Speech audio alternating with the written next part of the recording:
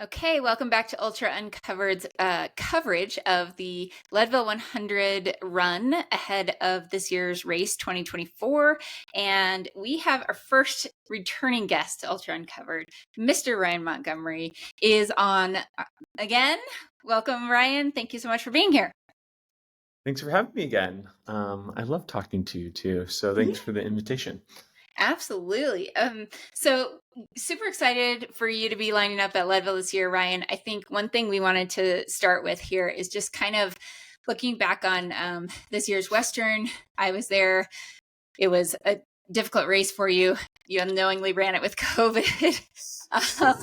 And still did an amazing job considering the circumstances, but wanted to kind of know from your standpoint how you think that that experience at Western this year is going to impact your race at Leadville. Yeah, I obviously, wasn't the outcome I wanted at Western States. But, when I was talking to my coach in reflection and retrospection of what does this mean in terms of my preparation for Leadville? And I don't think it really changed anything. If anything, it gave me like a better platform to train in the month of July in preparation for Leadville. There wasn't any like significant learnings that I would have like done different. Running sick, there's like only so much you can do to like manage that situation. So yeah, I don't think it changes my approach to Leadville. I don't think it really changed my training at all because my whole intention was I wanted to like just use Western States Fitness and go into like a small little mini block of training for Leadville. And I was able to do that, after I recovered from COVID. I guess the variable here is that like COVID, took maybe longer to recover from because I ran such like a long distance with COVID, and that like really dug myself into a hole a little bit. But I was going to have to recover from Western States nonetheless. So I don't think it really changed any particular outcomes from a training and perspective at all. Well, so tell us a little bit about what you've been doing. I mean, you've got some life things that have happened. I saw you were in Mexico. You did an 18,000-foot peak. How does this all build into your preparation for Leadville? Well, hiking, walking up an 18,000 plus foot mountain in Mexico is not part of my It's not training training at all. regimen. That's just Sounds fun. like pretty good high altitude training to me. Yeah, there's an Altitude element of exposure. like altitude training, I guess, if you wanted to like split hairs, but no, I mean, I think an important part of me and like who I am is like as much as I show up 100% to like training and racing, like I also want to have fun and I like balance a lot of things in my life. And so part of, since Western States, what is that, a month and a half or a month and 2 weeks ago, I went to Mexico for like a few days to go climb a volcano with a friend, and that was just like fun. Probably wasn't good for training because I like sacrificed a lot of sleep actually during that trip because I like flew into Mexico City and had to like literally drive across the Mexican countryside to get to Mount Orizaba. So like that probably wasn't great for my body. I moved to Leadville temporarily for about 3 weeks. And so I trained in Leadville, and that was high intention in order to get used to the course in Leadville and also just get used to running and training at like 10,000 plus feet. So that was quite high intention. And then on top of all this, I also moved to New England. So I now live in Hanover, New Hampshire, and I started a graduate program here at Dartmouth College for their Master's of Business Administration program. So I started that 2 weeks ago. So yeah, there's like been a lot of moving parts in my personal life. But I think the consistent aspect of all of this has been like I'm running, and like no matter where I'm at, I'm training and I'm executing my training program. And I feel like I was able to get the adaptations that I needed at high altitude in order to show up at Leadville. So yeah. You've raced a lot of hundreds in your career already. How does Leadville compare to some of those other ones for you? And what are you most excited about on the course? Ooh, yeah. What am I most excited about? Well, to answer the first part of your question, I've done a lot of runnable, like how I guess 100 mile ers, and like among 100 miles in the world, you would equate a lot of the ones I have done as like more runnable ones, where there's like really no walking, you're just executing running the entire time. Not that I haven't done more mountainous stuff, but I think just recently that's what I've leaned into most. So I think Yeah, like that type of, Javelina and some of those ones like yeah, that. like a Yeah. javelina, you can even argue Western States.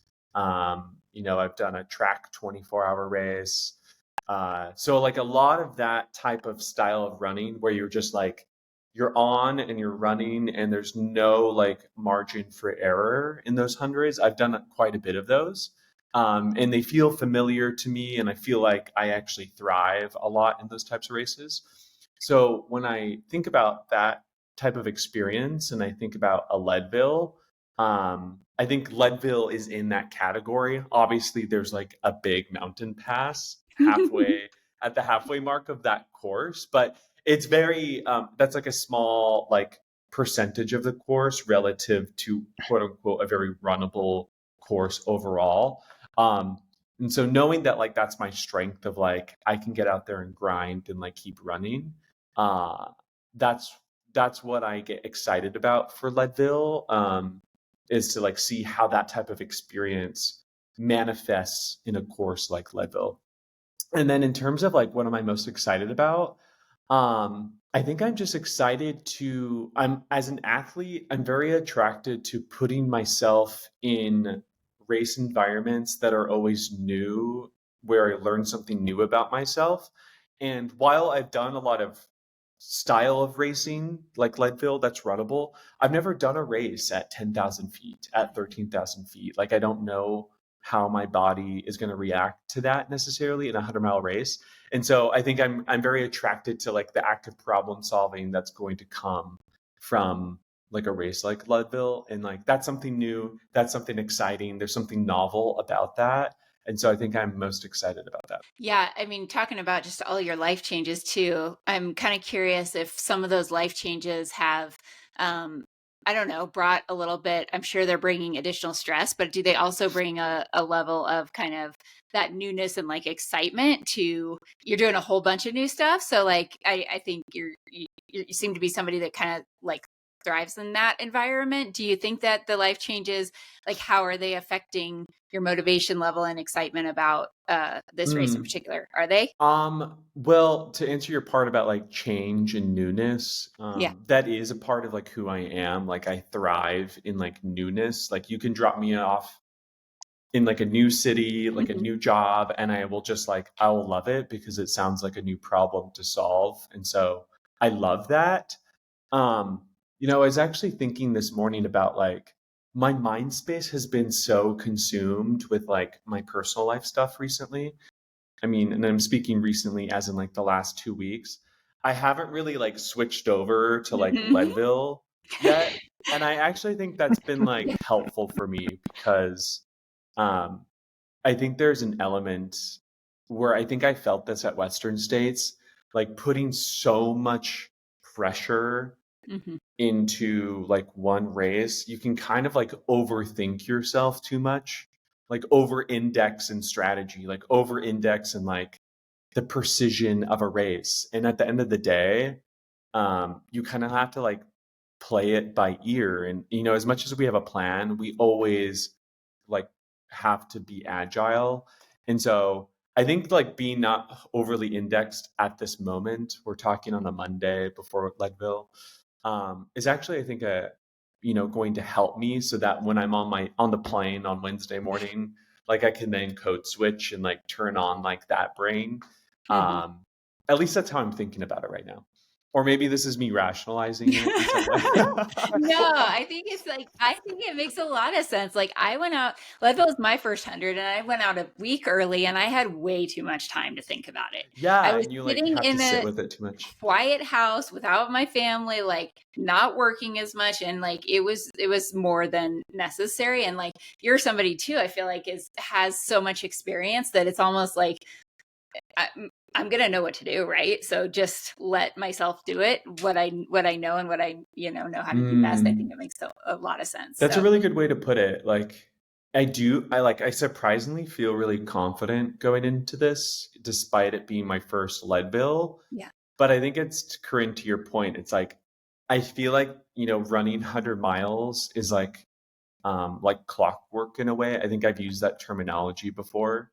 And so yeah, I feel like it's like I'm gonna show up, I kind of know what to expect. I know what my body's going to experience to some effect already, and so maybe that's why I feel kind of calm. I think you have every right to feel confident. You should feel confident. You have an amazing block before Western. Like you said, that training didn't go away. None of that went away. You checked the Leadville box for 3 weeks. I mean, I'm curious if you felt any of the kind of altitude effects when you were up there or improvements. But then also, so the altitude question, but then dive into your crew and pacer setup for Leadville. I'm curious who's on your team while you're out there. Who are you excited to see and work with as you go and make your way through the hills back to out to Winfield and back? Yeah. Yeah, the altitude question is interesting because when I got to Leadville a few weeks ago, I thought that I was going to be much more difficult, but I found myself being able to like execute my like more runnable runs, like dirt road or like flatter dirt roads, Yep. like pretty, like not completely far off from like what I would be doing in Park City, like maybe like 10 to 15 seconds slower per minute per mile, but in general, like I felt quite good. And I think that validates how I've always felt about myself at elevation. Like elevation hasn't been like too much of a hurdle for me. I feel it most like respiratory wise. Okay.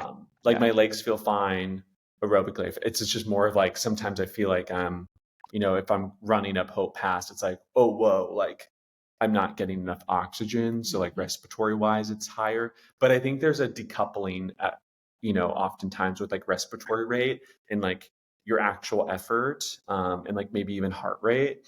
And so I found that like, sometimes I can even like lean into like the stress of respiratory and not actually tank my body. So I thought that was an interesting observation. But yeah, in terms of crew, I'm actually gonna have like a leaner crew at this race. I kind of like threw everything at Western States in terms of crew, and like that was like really fun, but I definitely like didn't need, and not everyone was like in a critical role. So I'm just gonna have 2 crew people, and then I have 1 pacer that's gonna pace me. So For the whole time.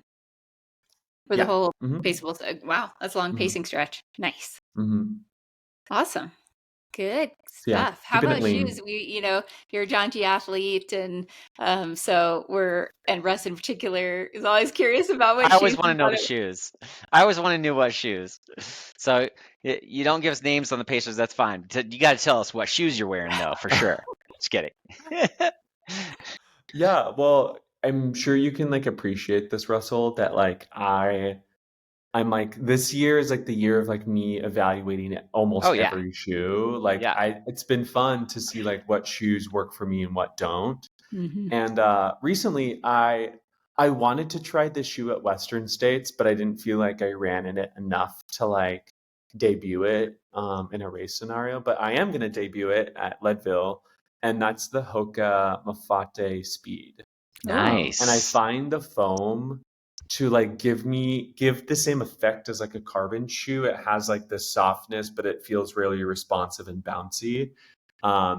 So yeah, I really like the shoe a lot. Cool.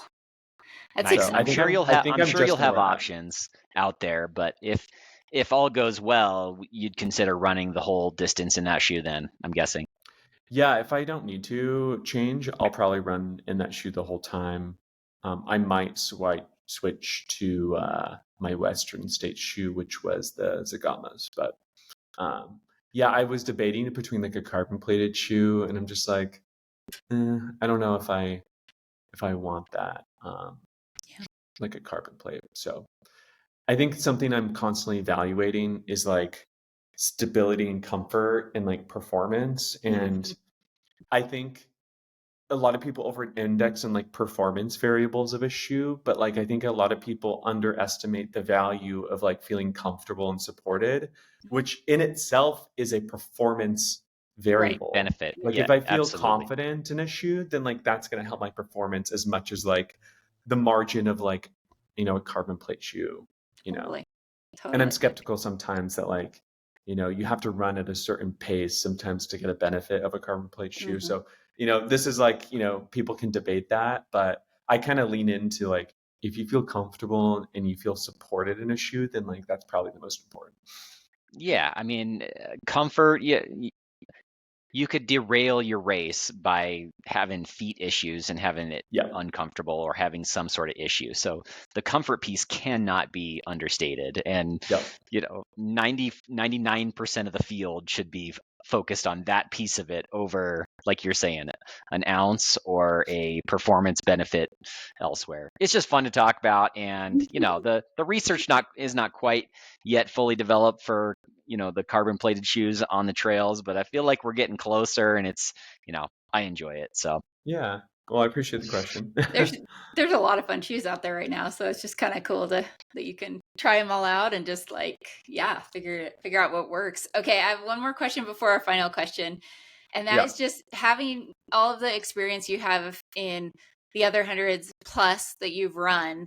I'm kind of curious how you'd rate the technicality of lead. And how do you define technicality? So, I mean, I think everyone comes at this from their own perspective, but like, I don't know. I think some people would call Western not a very technical course yet. I think there's sections that are quite rocky. And, you were out at High Lonesome. I heard Jeff Browning mention that he thought that course, and maybe it's because he just run it, but he thought it was more technical than Hard Rock, just in Hmm. terms of like underfoot. And I've been on the Leadville course. So I just, from your own perspective of other races you've run, like, do you feel like it has technical sections that are, or do you feel like it's relatively smooth? Yeah.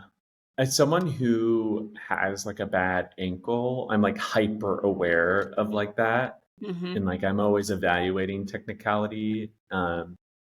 So my opinion of Leadville is that in general sense it is not hyper technical. There are a few moments with like some, technical elements, but I find the footing in general to be like quite good. Mm-hmm. Like even in Hope Pass, like the footing's like always pretty good. Um, and if someone wants to debate me on that, um, they're valid, but I think it's like very short lived.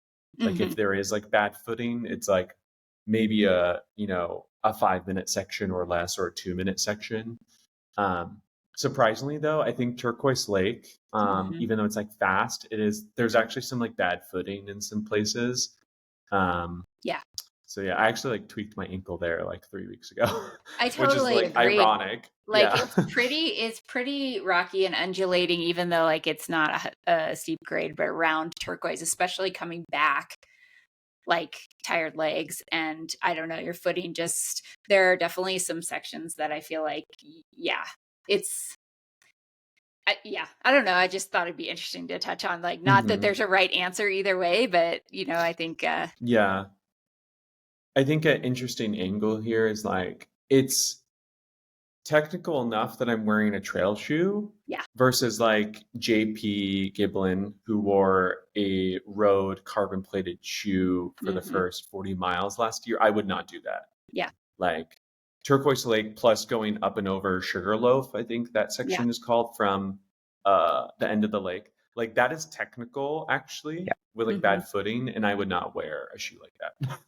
yeah. We heard. I mean, Mary Denholm's racing in the women's race. She said she wouldn't wear a road shoe for the No. race either. Like, and so yeah, I think, um, individual preference for sure, but I agree. I think the protection is probably helpful for Leadville. Agreed. So cool. Okay, Russ, you want to do the last question? Yeah, if you're willing to share, we'd love to hear about your goals or expectations for the race, whether it be performance or just what you're expecting out there on the day. Yeah, I think like objective number one is like I want to have like a great time and like have a fun time. I think that speaks to like a lot of like what people expect of me. Like I raced as a way to celebrate fitness and community. So like priority number one. And then yeah, like as much as I want to have fun, like I'm a pretty fierce competitor as well. And given my background, I like would love to win Leadville. Like to be a Leadville champion is something I've like thought about for years. So yeah, I'm, as much as everyone else is shooting their shot, like I'm going to shoot my shot. And I think I have a lot of experience in this type of, race, especially in like 100 miler that's going to be finished in like the 15-hour range to 16-hour range. Like I know what that feels like, and I know what of a grind that is. And so, yeah, I'm going to lean into that experience and see, what happens. Well, that's amazing. We can't wait to see you out there. I will be out there cheering from Outward Bound and from Twin Lakes. So as you Amazing. come through, I will be your number one fan, cheering from you from those aid stations. So can't wait to see you out there. Really excited for the event, and good luck to you.